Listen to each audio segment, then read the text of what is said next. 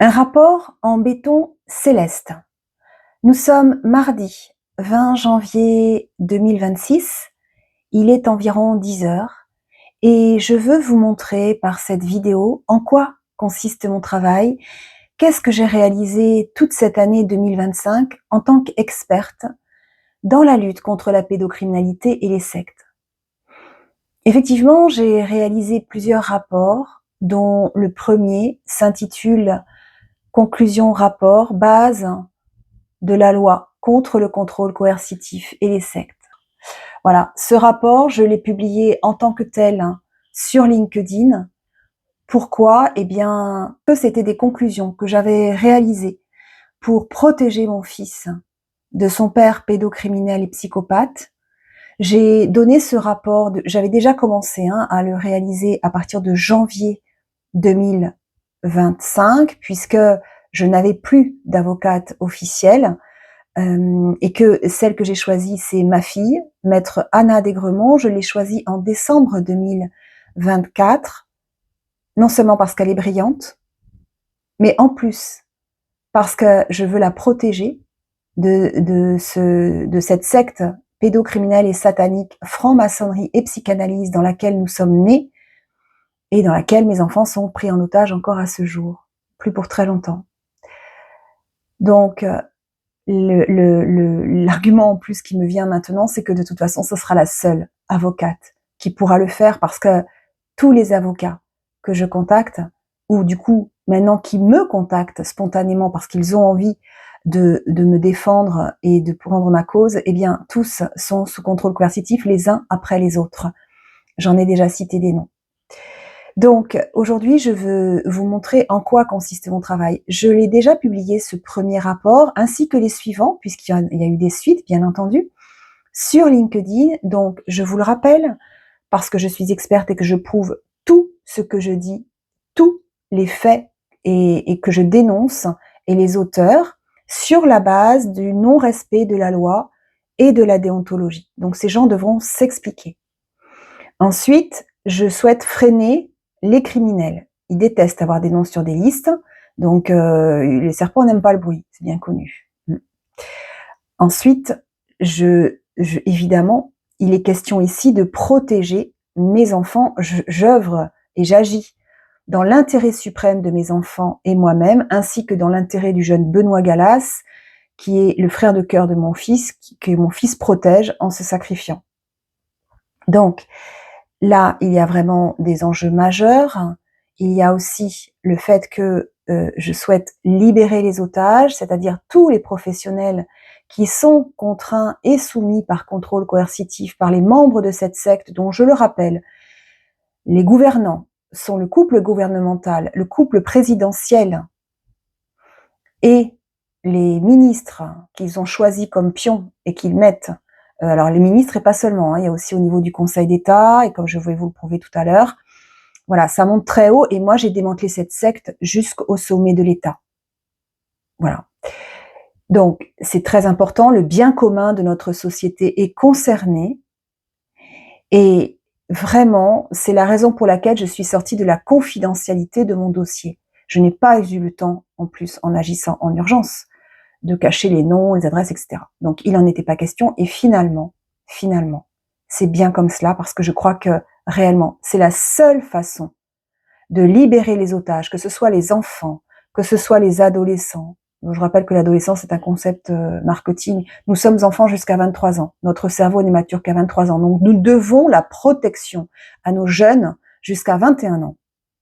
Là-dessus, il faut être très clair. Et tant que les personnes n'ont pas 21 ans, elles ne sont pas responsables de leurs actes. Les adolescents qui reproduisent des actes de pédocriminalité ne sont pas responsables de leurs actes. Il faut chercher les adultes qui les ont agressés en premier pour comprendre ce qui s'est passé. Voilà. Donc, vous comprenez que tout cela, ça a une importance majeure. Je passe demain une expertise psychiatrique qui a été évidemment commanditée par mes agresseurs, d'une façon indirecte, forcément. Enfin, je pense honnêtement, je ne porte aucun jugement sur les professionnels que je cite dans mon affaire, à part quelques-uns qui sont manifestement des criminels, mais sinon je ne porte aucun jugement. D'ailleurs, je n'en porte aucun sur les 2 personnes qui ont porté plainte contre moi. Voilà. Alors pour outrage, un magistrat, mais je ne porte pas de jugement. Je ne sais pas si elles ont été contraintes de le faire ou pas. L'avenir nous le dira, l'enquête nous le dira, car je vous le rappelle, une plainte est en cours pour harcèlement collectif à mon encontre dans le cadre d'une secte pédocriminelle. Initialement, 130 personnes étaient concernées par cette plainte, 50 proches et familiaux, et donc plus de 90 professionnels. Dorénavant, nous en sommes à bien plus, puisque je prouve que le tribunal judiciaire de Toulouse ainsi que l'établissement scolaire du Caousou sont sous contrôle coercitif. Je le prouve à travers mon affaire, et il faudra que tous ces gens s'expliquent de pourquoi ils n'ont pas protégé mon fils, alors qu'ils avaient toutes les preuves, et depuis des mois et des mois, de la dangerosité de son père et de l'existence de cette secte. Donc, je vous montre comment j'ai constitué mon premier rapport. Voilà, donc là, vous avez donc la page de garde.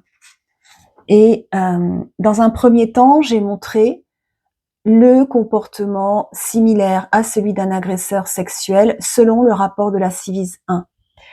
Là, je fais un point, effectivement, je tiens à préciser que mon travail, tout mon travail, n'est que la cerise sur le gâteau du travail de tous les professionnels, tous les lanceurs d'alerte, tous les parents protecteurs qui se battent depuis des années, pour faire respecter la loi et leurs droits, et nos droits, et les droits de nos enfants en France. J'ai travaillé en ne regardant que LinkedIn, donc en étant avec les personnes qui sont les plus haut placées et les mieux aguerris, les mieux formés en matière de pédocriminalité, contrôle coercitif, etc. J'ai donc travaillé avec ces personnes, on va dire, de façon indirecte et parfois avec des messages privés également. Et j'ai regardé Public Sénat. C'est la seule chose que j'ai faite pendant 2 ans. Oui, ça fait 2 ans que je me bats maintenant, puisque je suis sortie d'amnésie traumatique en septembre 2023, que mes enfants m'ont été volés en décembre 2023. Et que finalement, je n'ai plus d'avocate depuis décembre 2024. Alors, plus d'avocate à mes côtés, mais ma fille est mon avocate, maître Anna Desgremont. Alors, maître, parce que, bah oui, c'est un peu factuel, enfin, c'est un peu, pour l'instant, voilà, je l'ai pas à mes côtés, mais je vous garantis que ce sera l'une des plus grandes avocates de son temps. Et c'est la meilleure avocate que je puisse avoir, parce que ce sera la seule à ne pas avoir peur et à ne pas céder au contrôle coercitif. Tous ceux qui se rapprochent de moi d'une façon ou d'une autre, et il y en a beaucoup, et des très célèbres, et des très impliqués dans la lutte, eh bien, ils se désistent, et je ne peux pas leur en vouloir. Bientôt, ils diront pourquoi. Et nous comprendrons que les avocats en France sont soumis au contrôle coercitif. Donc, je reviens maintenant sur le sommaire de ce rapport. Donc, après cette première partie, nous allons sur la deuxième partie qui s'intitule « Dangerosité d'un expert psychiatre d'obédience psychanalytique ».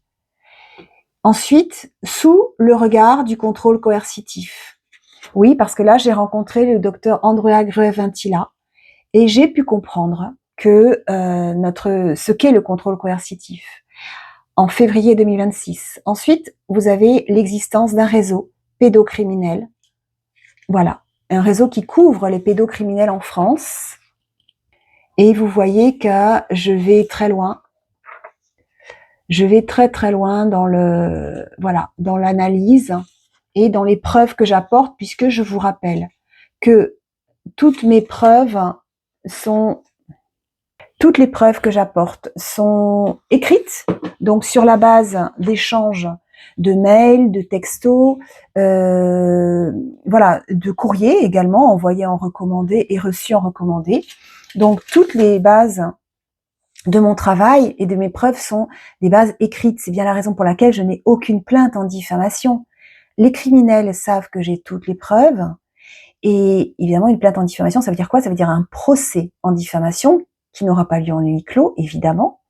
Et ça veut dire quoi? Ça veut dire qu'il faudrait qu'ils prouvent que j'ai tort. Or, ils ne peuvent pas puisque j'ai toutes les preuves. Alors, concernant, là, je voudrais faire un zoom, notamment sur l'aspect psychiatrique de cette histoire et notamment l'aspect psychanalytique.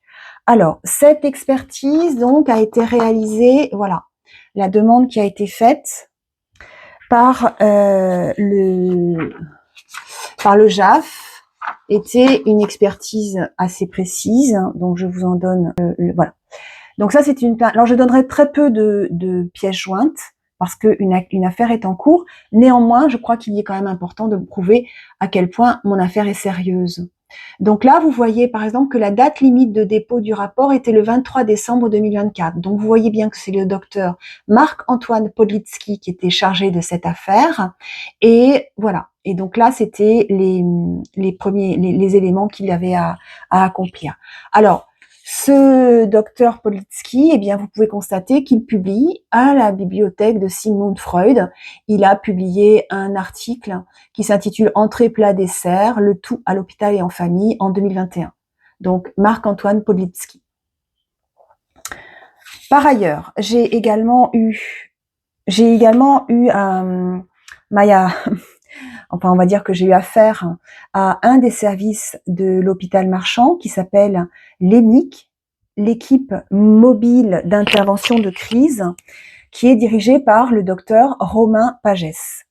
Alors, cette équipe a conseillé, soutenu mes enfants pendant tout 2024, en tout cas jusqu'en septembre 2024, c'est-à-dire qu'ils les ont manipulés en leur faisant penser que j'étais malade psychiatrique, bipolaire, en phase maniaque et que j'avais besoin de soins. Ils n'ont pas été les seuls. La psychologue libérale de mon fils a fait la même chose. Donc c'est Madame Alice Modavi Cross. Cette femme a même dit à mon fils que ce n'était pas la peine qu'il se rapproche de moi parce qu'il allait y perdre son énergie et son temps. Tout cela, ce sont des faits avérés. Mon fils a témoigné devant témoin judiciaire. Puisque j'ai eu le droit de le revoir après 8 mois d'isolement total de mes enfants, donc de janvier 2024 à août 2000, même septembre 2024, donc 8 mois total d'isolement. Pourquoi? Parce que tous ces gens ont manipulé mon fils. Donc, vous avez l'EMIC, vous avez une psychologue libérale, vous avez Consultado, une structure à Toulouse qui est censée accompagner les adolescents en difficulté. Voilà, donc c'est extrêmement grave parce que tous ces gens qui sont soi-disant des professionnels censés protéger mon fils et censés protéger les enfants victimes. Ah oui, j'ai aussi oublié l'UEMO, notamment le psychologue de l'UEMO, Monsieur Cabanel. Voilà, eh bien, tous ont dit à mon fils que j'étais malade. Et aucune de ces personnes ne m'ont vue. Aucune. Alors, quand je demande mon dossier médical à l'hôpital Marchand, voici ce qui m'est répondu. J'accuse réception de vos courriers du 10 et 13 mai 2024 à l'attention du docteur Pagès, responsable de l'équipe mobile d'intervention de crise. Courrier dans lesquels vous demandez la transmission de l'intégralité de votre dossier car vous avez appris, comme en témoignent vos écrits, que l'EMIC a été sollicité à votre sujet. Afin de vous apporter une réponse, je me suis rapprochée du département d'information médicale et de santé publique de l'établissement. Celui-ci, après recherche, m'a assuré qu'aucun dossier médical à votre nom, que ce soit papier ou informatique, n'a été créé. En effet, l'EMIC ne peut créer un dossier tant que les informations recueillies lors d'un appel n'aient pas été vérifiées, authentifiées en tant qu'une première rencontre avec la personne concernée n'ait été organisée. Seules les interventions préalables recueillies lors d'un appel ont fait l'objet d'un dossier anonymisé et crypté, automatiquement détruit au bout de 2 ans si aucun accompagnement n'est assuré. Voilà, et ça, c'est le directeur par intérim. Très bien, donc nous sommes dans un pays libre de droit. La CNIL est censée vérifier que bien nos droits sont respectés et donc qu'aucun élément médical ne peut être retenu contre nous, et encore moins quand il s'agit d'en parler à nos enfants, surtout quand ce sont des choses calomnieuses et diffamatoires, qui n'ont que pour viser de laisser nos enfants dans les griffes des pédocriminels. eh bien là, il faut s'expliquer. Donc, moi, j'ai demandé à la CNIL d'intervenir. La CNIL a dit non, non, finalement, il n'y a pas de problème. Donc, je suis remontée jusqu'au Conseil d'État, c'est-à-dire Emmanuel Macron, puisque c'est lui, Emmanuel Macron, qui a choisi le responsable, le président du Conseil d'État, n'est-ce pas? C'est un ancien copain à lui. Ça fait partie de mon rapport, des rapports ultérieurs, je le prouve. Ça a même été prouvé dans un article du Monde publié en février 2025. Donc, eh bien évidemment, vous vous attendez bien à la réponse du Conseil d'État. Non, non, il n'y a aucun problème en France. Voilà, donc, bien maintenant, je voudrais vous lire donc, vous voyez, je prends mon épais dossier, hein, donc il y a quand même plus de 132 pages dans le premier, hein, je vous rappelle bien, c'est le premier. Et là, je vais vous lire donc, voilà, ce qui concerne l'expertise psychiatrique, donc, qui est réalisée par le docteur Podlitsky. Alors bon, je vous préviens, ça va pas être... c'est assez édifiant, quoi, comme le reste, hein. Voilà. Mais au moins, vous aurez vu. Alors, je suis pas sûre de vous le lire, mais je vais vous le montrer. Peut-être comme ça, vous l'aurez. Allez, on y va. On y va. Ah oui, il y avait juste un petit point avant. Sur les grands-parents. Ça, c'est important, les grands-parents. Et oui, notamment les grands-parents paternels, parce que quand les grands-parents paternels sont des psychanalystes, ben ça peut être intéressant de savoir, voilà, de voir qu'il y a un petit danger. Bon, ça, je crois que c'est en page. Vous avez maintenant de toute façon, vous avez maintenant le sommaire. Donc, vous pouvez vous débrouiller comme des grands. Vous allez retrouver tout cela dans mon rapport et vous verrez déjà que je mets en doute l'impartialité des grands-parents, surtout quand on sait que avec l'accord du père, la grand-mère, donc Madame Claudine Bonjour, psychanalyste, s'est instituée d'elle-même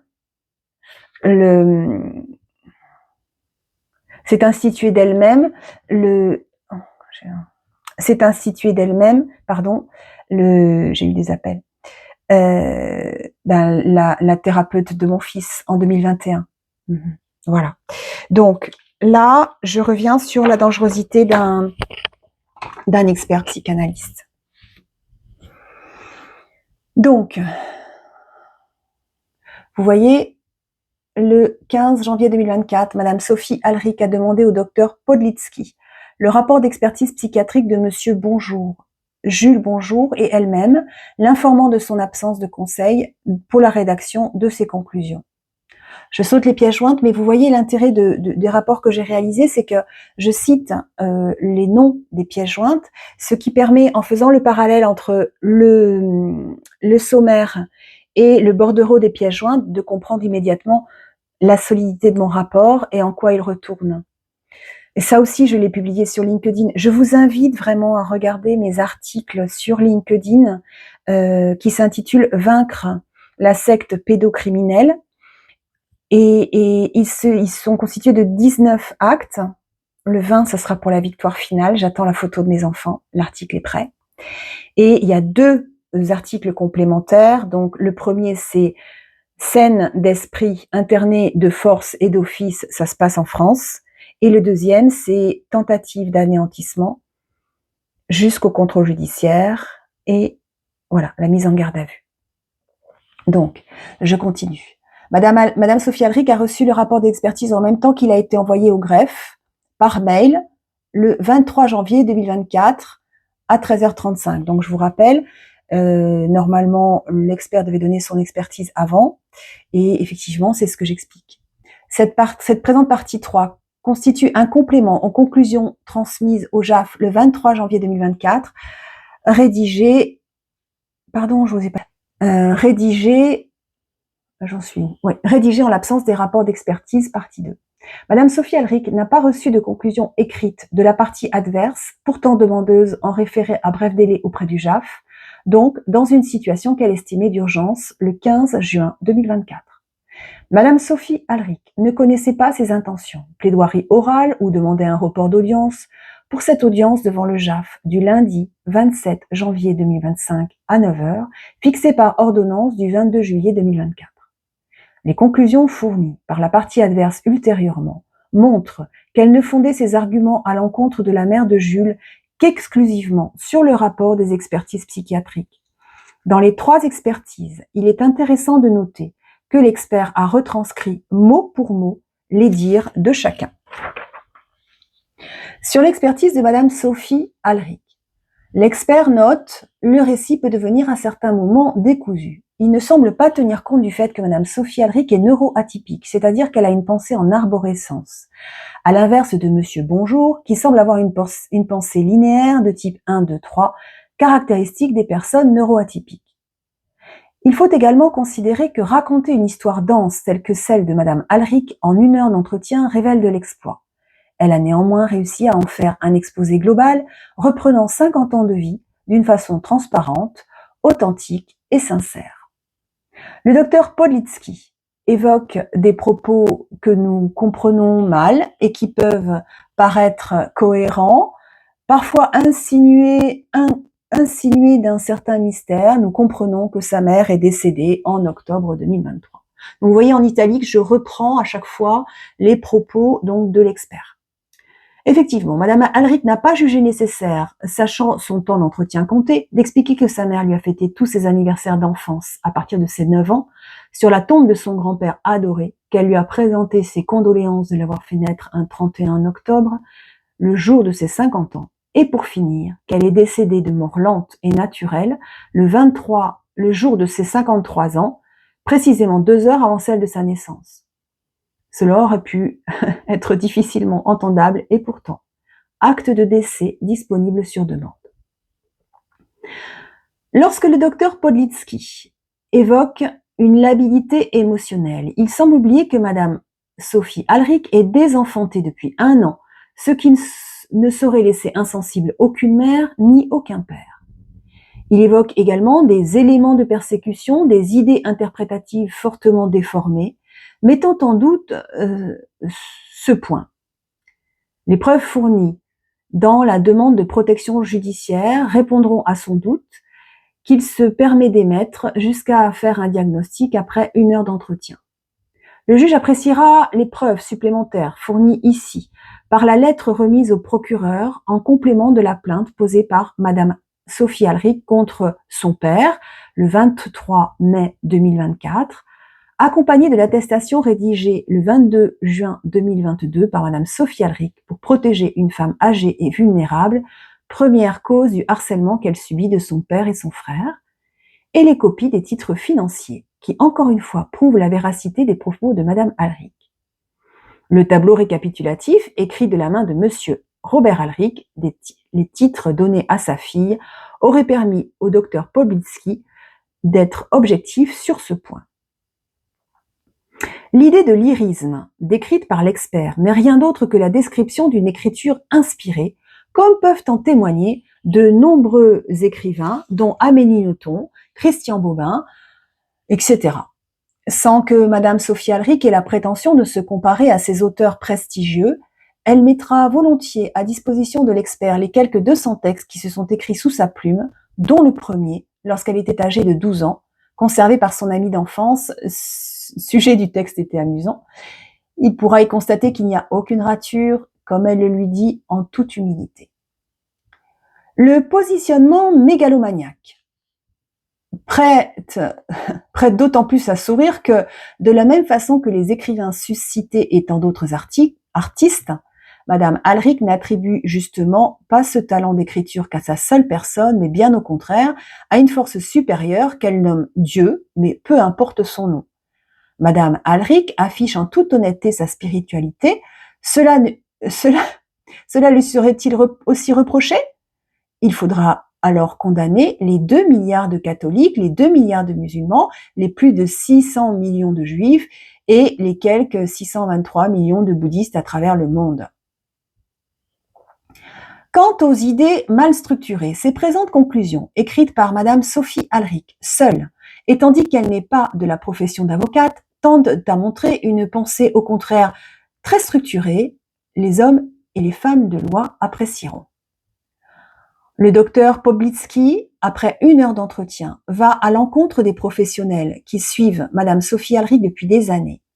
Il va jusqu'à poser un diagnostic de décompensation maniaque d'un trouble de l'humeur de type bipolaire, ce qui laisse supposer une structure de la personnalité défaillante.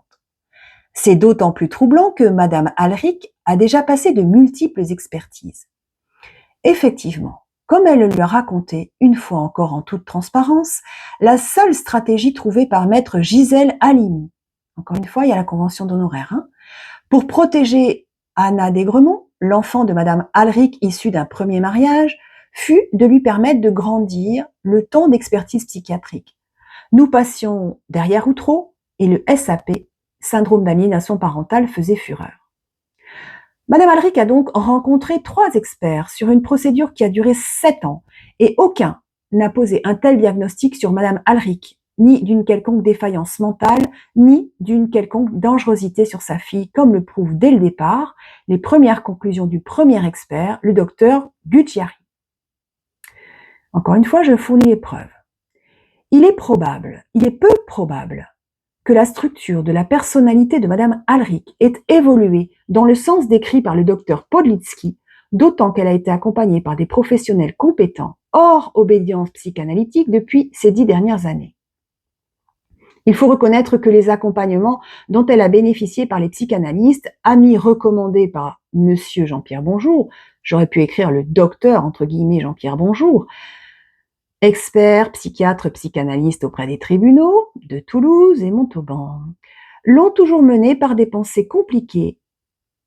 des pensées compliquées, culpabilisantes et anxiogènes.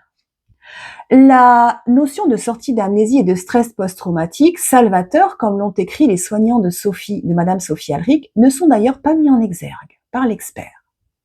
De plus, on notera que l'expert se contredit puisqu'il affirme que Madame Alric adopte des attitudes inadaptées alors même que par le passé son positionnement a pu être tout à fait mature et adapté au regard des pièces qu'elle a pu nous transmettre. Les pièces transmises à l'expert ayant été rédigées ces derniers mois jusqu'à la semaine précédente quasiment l'entretien, Madame Sophie Alric continuant ce travail consciencieux afin de sauver ses enfants, il y a lieu de s'interroger. Malade ou pas malade? Plus précisément, selon le diagnostic de cet expert, bipolaire ou pas bipolaire? Le rapport du docteur Poblitsky est pour le moins mal étayé et ambigu. Ainsi, le diagnostic du docteur Poblitsky concernant Madame Sophie Alric ne peut qu'être erroné de façon éhontée. Ces recommandations de médication vont à l'encontre des certificats et attestations des professionnels, le docteur Lesgourg, psychiatre, Madame Véronique Lapierre, psychologue, et le docteur Fostier, médecin généraliste, qui accompagne Madame Sophie Alric depuis plusieurs années et qu'il a pourtant consulté puisqu'il les cite, ainsi que les multiples éléments fournis en la faveur de la mère de Jules en début du rapport. L'expert semble considérer comme transparent le suivi de ces professionnels que Madame Sophie Alric a encore la sagesse de consulter, non par nécessité d'une quelconque maladie, mais par les violences de ce que Monsieur Arnaud Bonjour et ses alliés lui font subir. L'expert prétend la mère centrée sur sa problématique, mais il est clairement établi que la seule et véritable question que pose Madame Alric est de comprendre pourquoi le père de Jules réagit ainsi, pourquoi il fait comme si de rien n'était. Par là même, elle interroge l'expert et espère une réponse. Force est de constater qu'elle ne l'aura pas dans cette expertise, puisque le docteur Podlitsky n'interrogera à aucun moment Monsieur Bonjour sur ses agissements vis-à-vis de la mère de son fils, et par conséquent, cette rupture qu'il impose à son fils en le tenant éloigné de sa mère. Voilà, je pense que c'est assez clair. Je ne continue pas. Le reste bien, concerne l'analyse que j'ai faite des expertises de mon ex-mari, Monsieur Arnaud Bonjour, et l'expertise qui a été soi-disant faite concernant mon fils, Jules Bonjour. Encore une fois, tous ces éléments sont publiés sur LinkedIn. Vous pouvez les consulter à votre guise. Et oui, je cite les noms des professionnels qui m'ont soutenue et qui atteste de ma bonne santé mentale. Mais à l'époque, j'avais cité ces trois-là. Dorénavant, il y a également le docteur Luis Alvarez, psychiatre, renommé au niveau national, parce qu'il accompagne les victimes, les femmes notamment victimes de violences conjugales, et il est spécialisé dans l'accompagnement du stress post-traumatique lié au contrôle coercitif. Il fait d'ailleurs des formations. Je vous invite à les suivre. Il les fait avec le docteur Andrea Gray-Ventila, qui est à l'origine de ce fabuleux livre et de ce grand travail sur le contrôle coercitif dont je vous ai déjà parlé. Voilà, donc le docteur Alvarez atteste de ma bonne santé mentale, de l'état de stress post-traumatique sévère. J'ai une évaluation CAP5 qui a été réalisée depuis. J'ai également beaucoup de généralistes, alors je sais pas, je pense que je dois être au nombre de 7 ou de 8, puisque j'ai dû me cacher pendant plus de 5 mois. J'ai dû fuir mon domicile. Vous imaginez, pendant plus de 5 mois pour me mettre à l'abri. Voilà. À l'abri de quoi? Eh bien, à l'abri d'un internement abusif.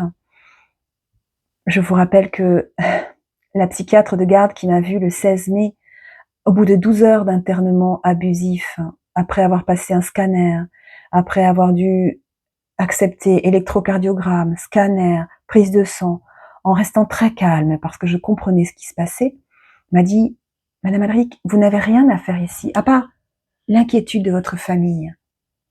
Vous êtes en état de stress post-traumatique, Madame Alric, reposez-vous.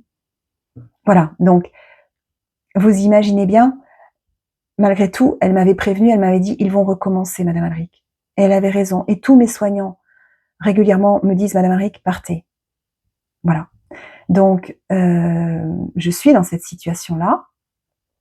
Et finalement, la lumière dans cette situation, c'est que à chaque fois, j'ai rencontré d'autres médecins généralistes pour faire renouveler mon arrêt de travail pour état de stress post-traumatique. Donc, cela signifie qu'il y a au moins, je sais pas, 8 ou 10 généralistes qui attestent de mon état. Et même au sein du cabinet dans lequel je vais consulter, tout le monde me connaît et tout le monde me soutient. Alors, c'est pas du soutien, c'est pas du soutien comme ça pour ma bonne figure. C'est du soutien professionnel. Oui, ça veut dire que ces gens font leur travail avec intégrité et ils ne font que faire des arrêts de travail ou prescrire des anti-inflammatoires parce qu'ils me voient en état de stress post-traumatique sévère et régulièrement en état de choc. Voilà. Donc, c'est avec tous ces éléments que je vais voir l'experte demain, au sein de l'hôpital Marchand, oui.